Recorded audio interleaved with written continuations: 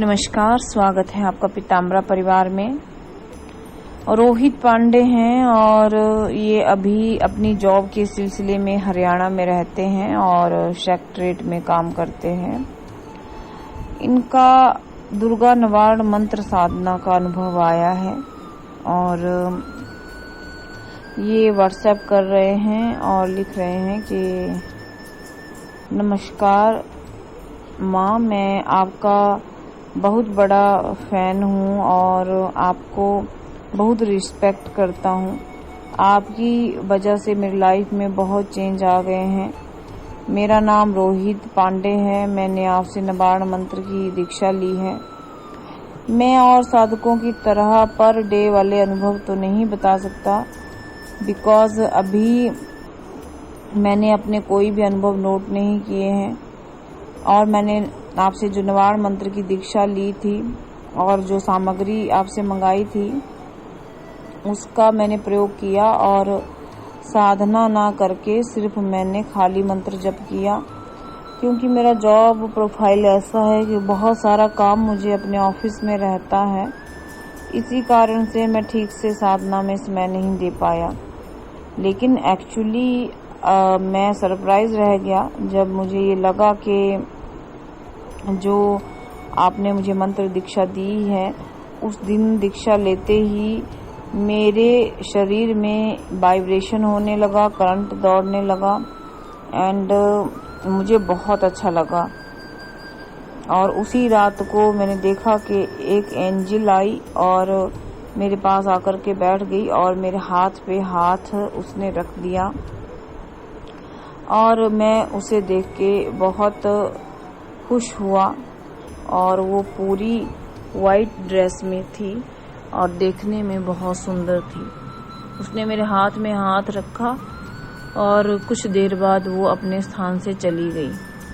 अभी मैं जो लिख रहा हूँ शायद मुझे नहीं पता कि ये शेयर करना चाहिए या नहीं, लेकिन वो एंजल मुझे रोज नज़र आ जाती है, कभी चलते फिरते, कभी अपना काम करते हुए, लेकिन दूर पार नजर आती है और डेली ही नजर आती है। लेकिन वो मेरा आकर के स्पर्श नहीं करती, ना ही मेरे पास आकर के बैठती है।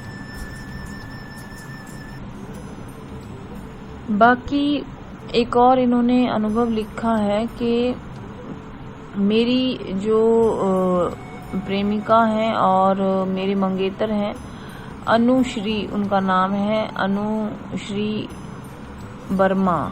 अनुश्री वर्मा उनका नाम है और उन्होंने आपसे दीक्षा लेने के लिए आपको फोन किया होगा। बाकी मैं जो निवारण मंत्र जब करता हूँ तब मेरे शरीर में एक झुनझुनाहट सी होती है और मुझे हमेशा लगता है कि मेरे आसपास कोई है। एक दिन का अनुभव है, मुझे नहीं पता कि वो कौन सा डे था साधना का, बट है और डे वाइज मैं नहीं बता पाऊंगा। उस दिन क्या हुआ कि मेरा साधना चल रहा था। साधना के रूम में मेरा एक अलमीरा है, उसमें टक टक टक की आवाज आना शुरू हो गया। जैसे मैंने दिया जलाया, आवाहन किया और शुरू किया तो अलमारी से टक टक टक ऐसी आवाज आनी शुरू हो गई और वो आवाज मेरे अंतिम माला तक आती रही। जैसे ही वो मेरी माला पूरी होने वाली थी, वो टक टक की आवाज ऑटोमेटिकली बंद हो गई। और फिर मैंने जब साधना पूरी की तो मैंने देखा कि अलमारी खोलकर क्या है क्या नहीं है सारा छाना। मैंने अलमारी में सारा छान डाला और देखा, पर वहाँ कुछ नहीं था। दूसरे मैं एक और दिन का अनुभव बताना चाहता हूँ। उस दिन मेरा अपने ऑफिस में किसी के साथ बहस हो गया था। रात को मैंने दुर्गा जी के निवारण मंत्र का जप किया और प्रार्थना की माँ से ही कि माँ कुछ भी हो, कल वो मुझे सॉरी बोले। अभी मैं अपने उस कुलीग का नाम नहीं बता सकता, क्योंकि हो सकता है कि वो आपके चैनल का सब्सक्राइबर हो या वो कभी ना कभी ये वीडियो सुन लेगा, तो मैं नाम सुरक्षित रखूँगा और नहीं बताऊँगा। उसने मेरे साथ बहुत बहस किया और मुझे काफ़ी इंसल्ट भी किया। मैं उसका सीनियर हूँ, वो मेरा जूनियर है, फिर भी उसने मेरे को बहुत इंसल्ट किया। हमारा किसी बात को, किसी फाइल को लेकर काफ़ी बहस हुई। वो काफ़ी तू तड़ाक पे उतर आया था। मुझे इस बात से बहुत ही डिप्रेशन फील हुआ, सर दर्द मेरा करने लगा और उस रात आकर के मेरा मन भी नहीं कर रहा था ऑफिस से आने के बाद कि मैं मंत्र जप करूं। बट बड़ी मुश्किल से मैं उठा।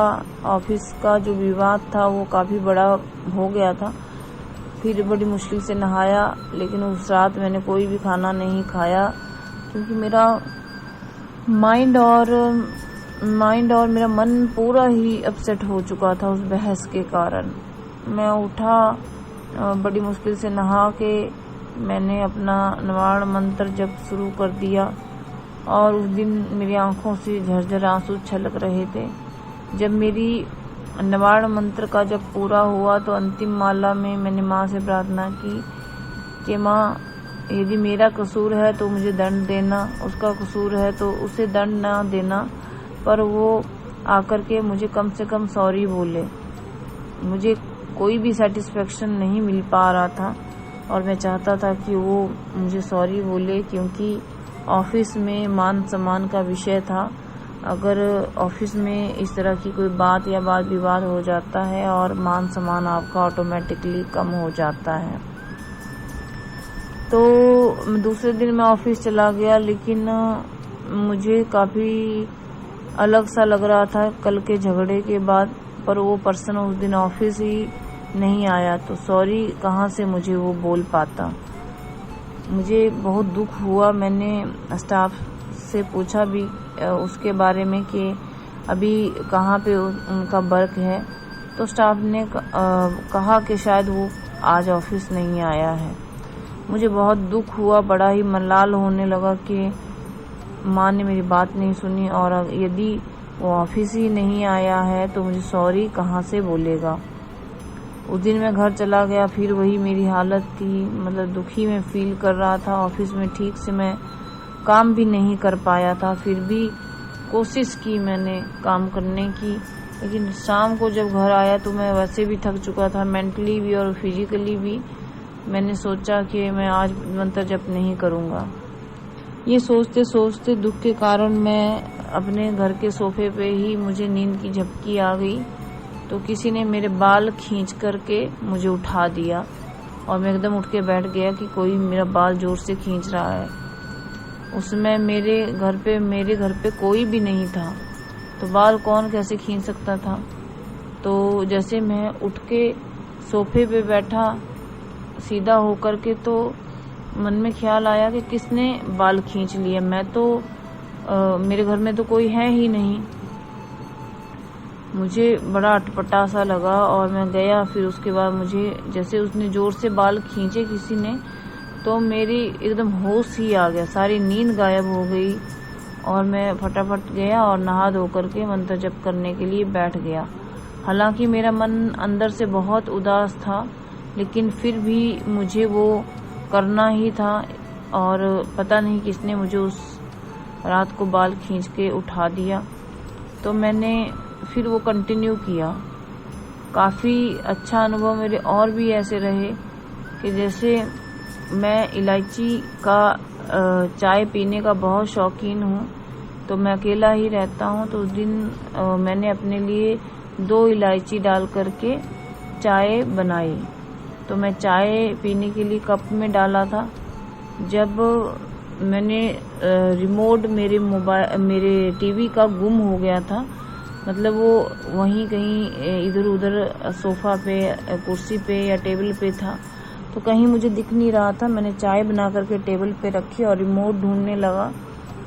तो जब तक मैं रिमोट ढूंढा, इधर उधर सोफा देखा, कुर्सी, टेबल, अलमीरा सब देख दिया, क्योंकि काफ़ी खोजने के बाद वो मुझे मिला। तो मैंने टीवी ऑन किया और रिलैक्स होकर के चाय पीने जैसे मैं बैठा, कप उठाया तो उसमें चाय, पूरी की पूरी चाय गायब थी। मुझे नहीं पता कि वो चाय कौन पी गया, लेकिन आई एम श्योर कि मैंने भरा कप ही टेबल पे रखा था और चाय की चुस्की के साथ मैं टीवी देखना चाहता था, लेकिन वो चाय ही गायब थी।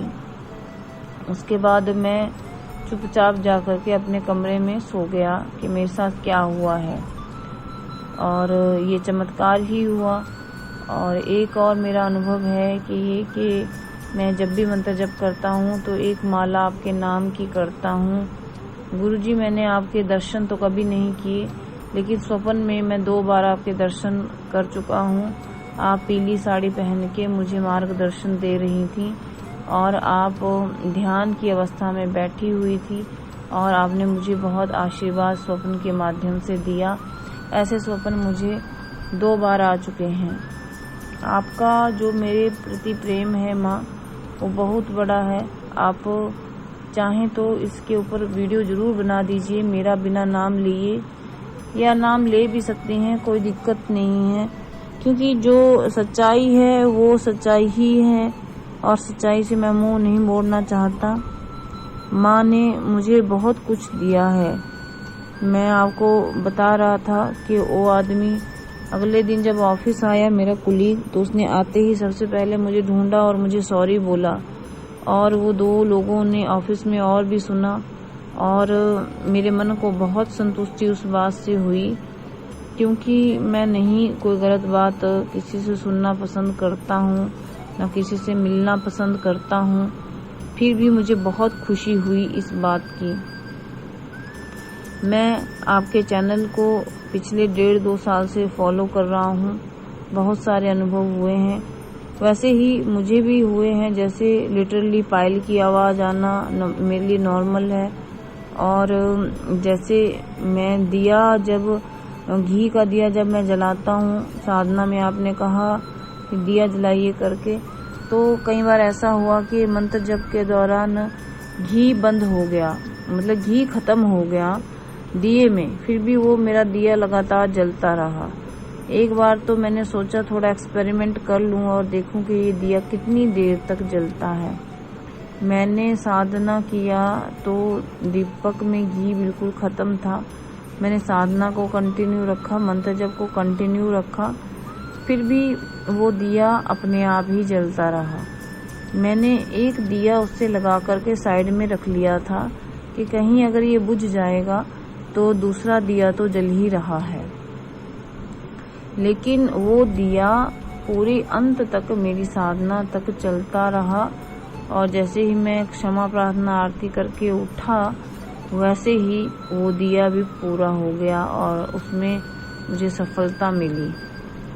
आपका मैं बहुत धन्यवाद करना चाहता हूँ दिल से, क्योंकि माँ की ही कृपा से आप मुझे मिली हैं गुरु स्वरूप में। आपका मैं बहुत बहुत धन्यवाद करता हूँ। आपका मैं बहुत आभारी, बहुत ऋणी रहूँगा जन्मों जन्मों तक।